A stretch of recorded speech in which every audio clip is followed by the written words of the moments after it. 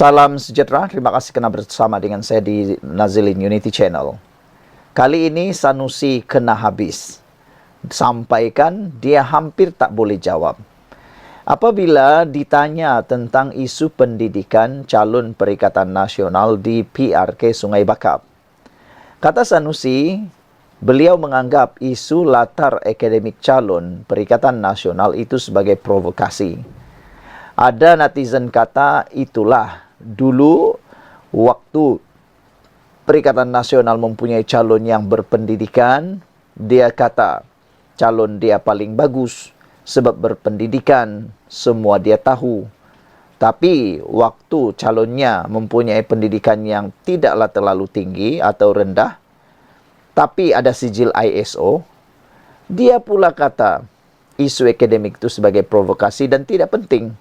Itu hanya provokasi, kata Sanusi. Dan beliau menganggap itu bukanlah jaminan untuk seorang pemimpin politik itu boleh bekerja cemerlang. Dan Sanusi juga kata kelayakan akademik semata-mata bukan syarat jadi pemimpin politik. Tapi netizen pun ada jawaban. Kata mereka, pertama sekali pemimpin ini untuk di zaman serba moden ini, berkembang cepat ini, pendidikan itu memang penting. Karena pertama, lihat saja kebolehan orang berbahasa Inggris.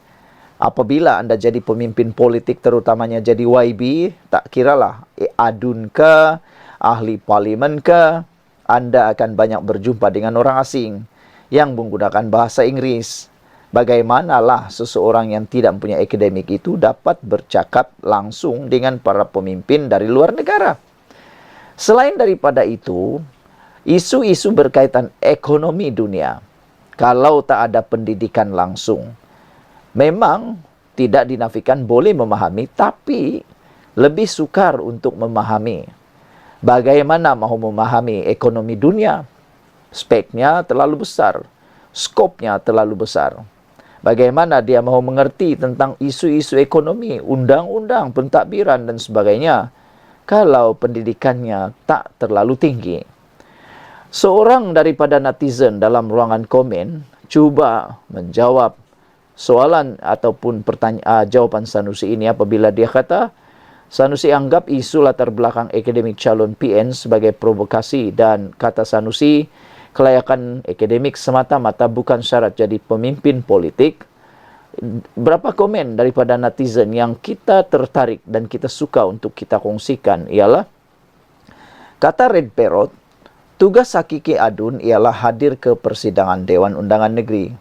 Oleh itu, tahap intelektual sangat penting. Kerana dia perlu menyertai perbahasan, membangkitkan permasalahan di kawasan yang diwakili, mengemukakan cadangan, pandangan, idea di Dewan Undangan Negeri. Juga berkemampuan menyelesaikan masalah rakyat yang datang dari pelbagai latar belakang, bangsa, agama, kepercayaan, kemahiran, pendidikan dan sebagainya. Jika setakat ada sijil ISO, di mana tahap intellectual question dia untuk memahami perkara-perkara berkaitan dengan ekonomi, keuangan, perancangan bandar, dan sebagainya di kawasan yang diwakilinya, yang sudah tentu bergantung kepadanya. Kata Red Parrot, ada kebenaran apa yang beliau kata ini. Jadi, apa pula jawapan Sanusi? Wan Khalid pula mengatakan, patutlah pemimpin-pemimpin Perikatan Nasional ni banyak yang tak boleh pakai, katanya. Susah memahami perkara-perkara seperti yang dikatakan tadi. Ada ahli parlimen, ada adun daripada Perikatan Nasional ini yang dah pencen, yang hampir pencen dan sebagainya, sampai rakyat tak boleh harap, kata beliau. Dan ada calon yang tak tahu apa-apa, kata beliau lagi. Saudara-saudara sekalian, menurut daripada laporan ini, diasak bertubi-tubi dengan soalan berkait kelulusan akademik calon pembangkang. Pengarah pilihan raya Perikatan Nasional Muhammad Sanusi Maknur beranggapan ia adalah pertanyaan bersifat provokasi. Bagaimanapun, dia yang juga Menteri Besar Kedah itu menjelaskan bahawa calon Perikatan Nasional Abidin Ismail merupakan calon rakyat yang bersesuaian dengan kawasan di Sungai Bakap. Katanya, Abidin merupakan bekas pegawai khas wakil rakyat sebelum ini, iaitu Allahyarham Nur Zamri Latif. Ini calon rakyat. Dia duduk buat kerja dengan wakil rakyat sebelum ini, katanya lagi. Pegawai khas Abang Zam, dia duduk buat kerja. Tu, katanya kepada media selepas proses penamaan calon.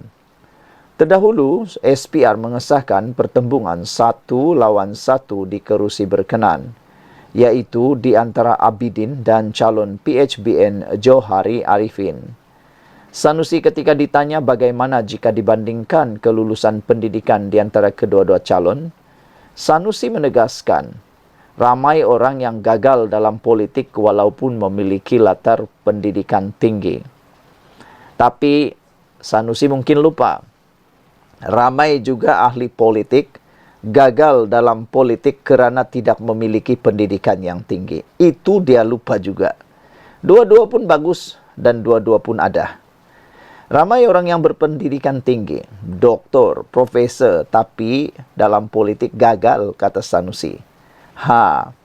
Politik bukan duduk di pejabat macam kita kerja dalam pejabat. Sebaliknya, kena turun ke bawah untuk mendekati macam-macam isu. Kena faham sosiopolitik, sosioekonomi dan macam-macam, kata Sanusi.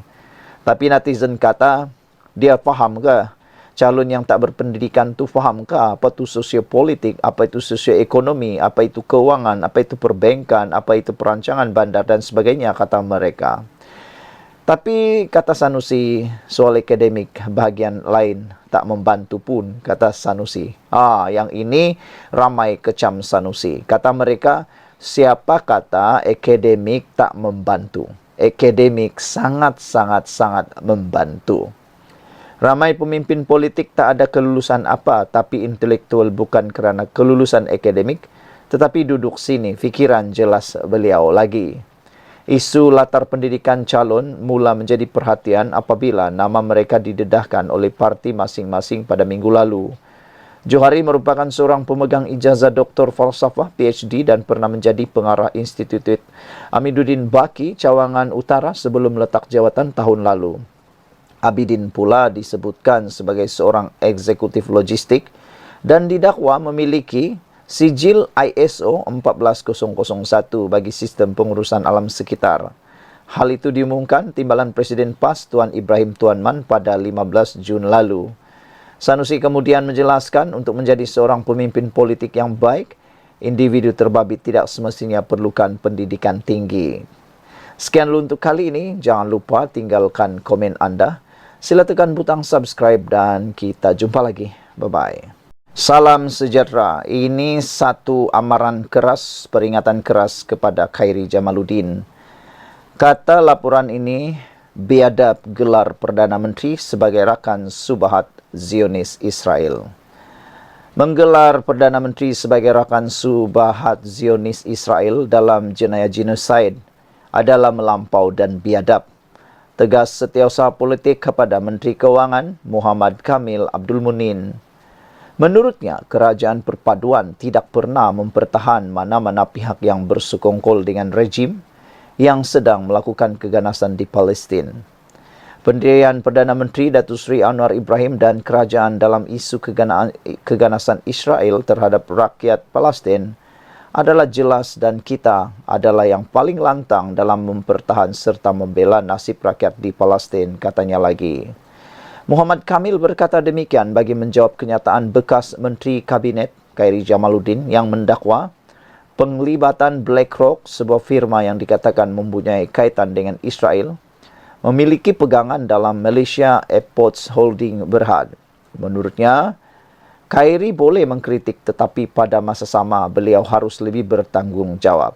Tidak hipokrit dan tidak terbawa-bawa dengan emosi dalam mengeluarkan kenyataan.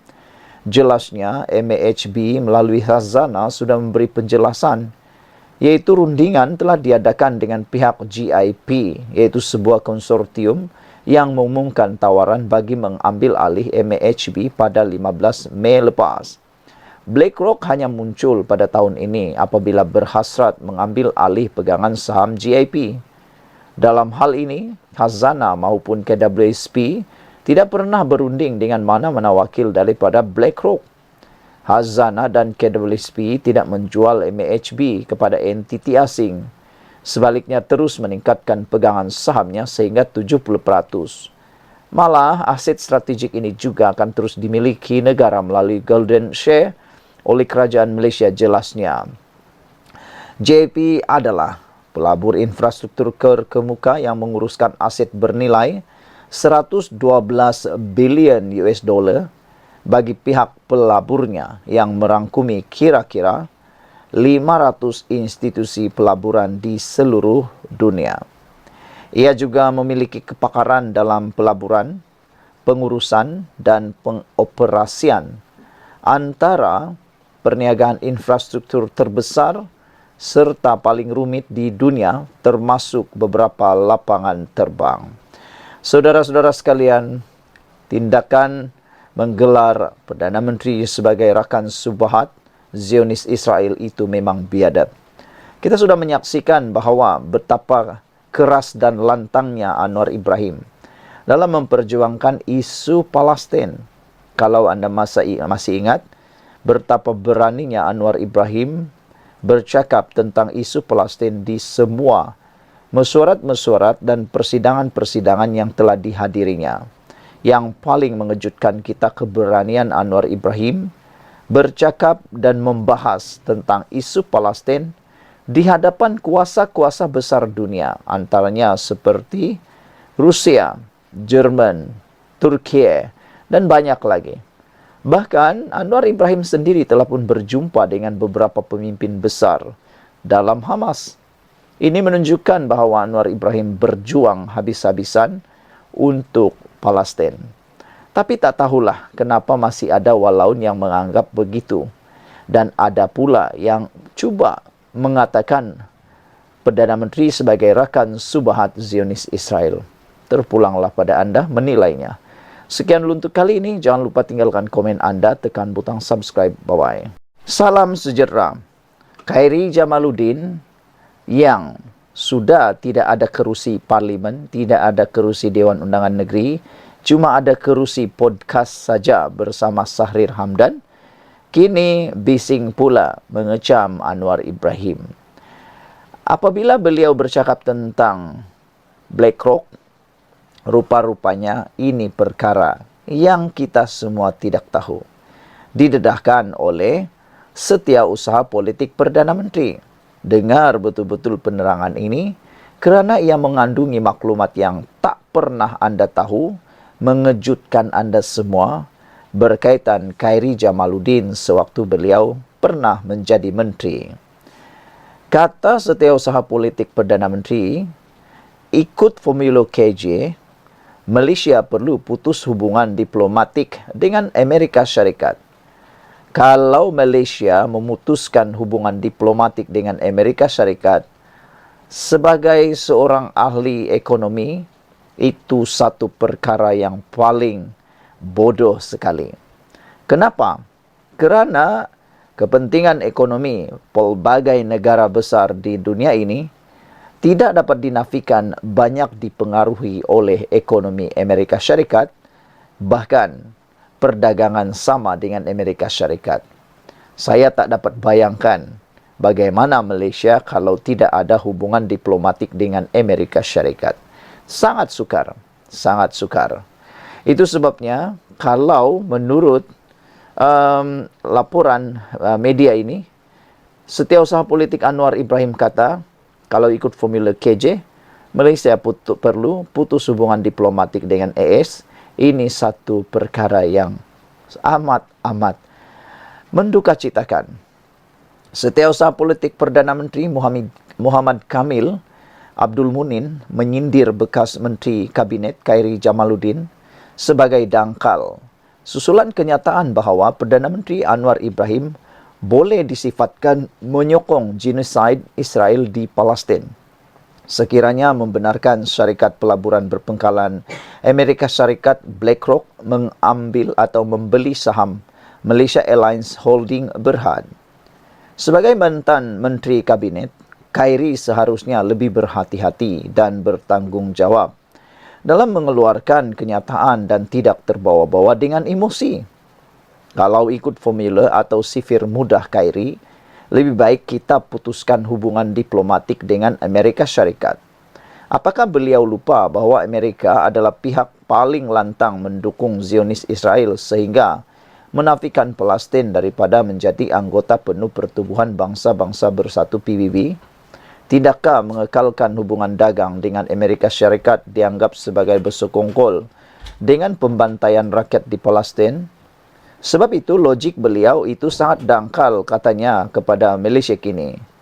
Terdahulu KJ menekankan bahawa kerajaan tidak boleh membenarkan BlackRock yang dimiliki Larry Fink, seorang penyokong Zionis, membeli saham MAHB. Katanya, keputusan sedemikian akan dilihat bahawa kerajaan bersubahat dengan genosid Israel terhadap warga Palestin. Namun, Kamil yang juga timbalan Ketua Pemuda PKR mendakwa bahawa Khairi menyembunyikan fakta bahawa BlackRock sudah bertapak di Malaysia sejak tahun 1990-an.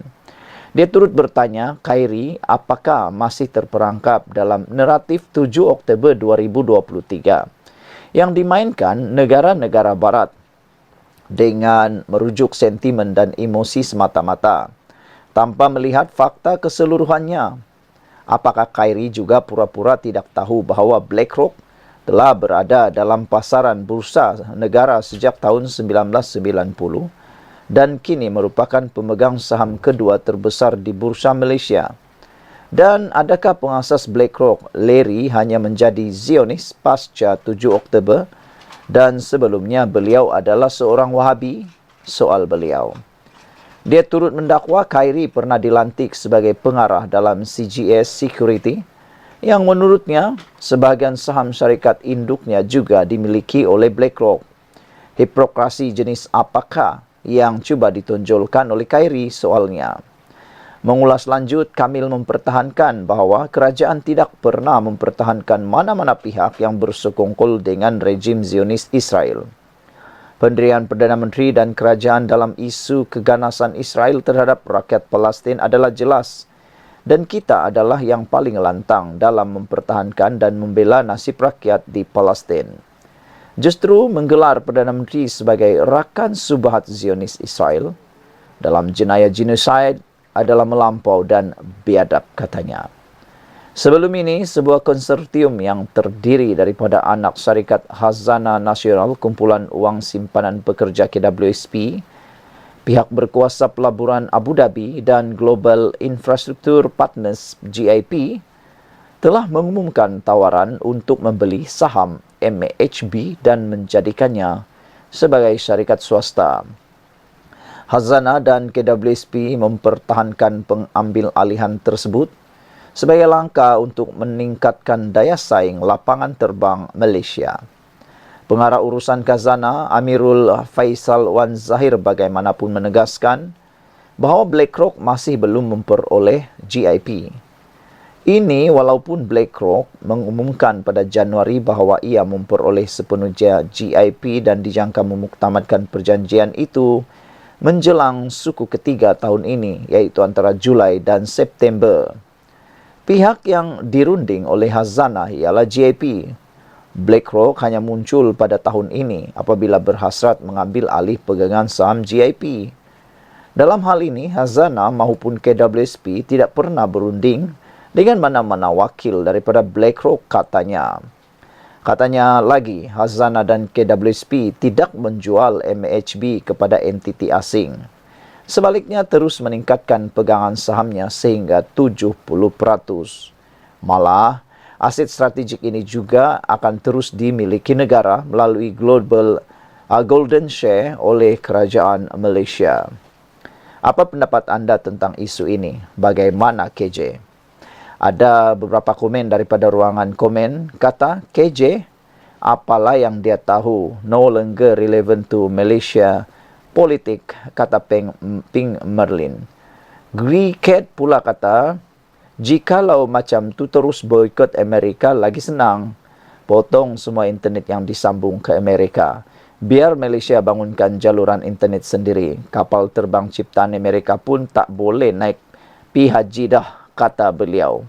Cuba minta Rusia ke, China ke, cepat-cepat cipta kapal terbang mereka dan jual kepada Malaysia. Satu kaki kata boikot, tapi satu kaki lagi dok guna semua kemudahan ciptaan. Kafir Amerika, malu tak? Kata Greycat. Red Parrot kata, KJ jangan lupa boikot Boeing, Google, Waze, WhatsApp, Instagram, Telegram, Facebook, TikTok, Microsoft. Mr. Sakau kata, di dalam kerajaan dulu apa dia buat? Apa KJ buat? Tiba-tiba dah jadi walaun pula, sebab itu aku memang tak minat Khairi Jamaluddin, kata beliau. Purple Mouse kata, KJ ni dah sama taraf dengan Isyam Jalil. Cikgu Badi, Cikgu Cikgu Badrul, Papa Gomo dan macam-macam lagi lah yang dia tulis ni. Kaki kelentong, kata Purple Mouse. Black Hawk kata, orang ada ijazah dari Oxford pun bila dah tak pegang kuasa terus jadi tak pintar. Berdekad-dekad Malaysia berdagang dengan Amerika Syarikat dan isu Palestin memang sudah berakar umbi. Dan telah diketahui Amerika dan Britain adalah pelindung negara haram Yahudi. Tetapi kenapa baru sekarang tiba-tiba yang bijak pandai kurang pandai setelah Malaysia membina hubungan dagang dengan Amerika begitu lama? Mereka yang tujuk pandai tak pernah fikir risiko atau ekonomi Malaysia jika pemimpin negara mengambil tindakan drastik membatasi perdagangan dengan syarikat-syarikat yang ada hubungan dengan Amerika. Mereka tidak memikirkan kesan tindak balas negara Amerika Syarikat ke atas syarikat Malaysia di Amerika, termasuk ekspor Malaysia ke negara berkenaan. Tak ada faedah dengar ulasan KJ. Sembang kosong saja, bukan dia pakar dalam semua hal, kata Kawak. Sekian dulu untuk kali ini. Jangan lupa tinggalkan komen anda. Bye-bye.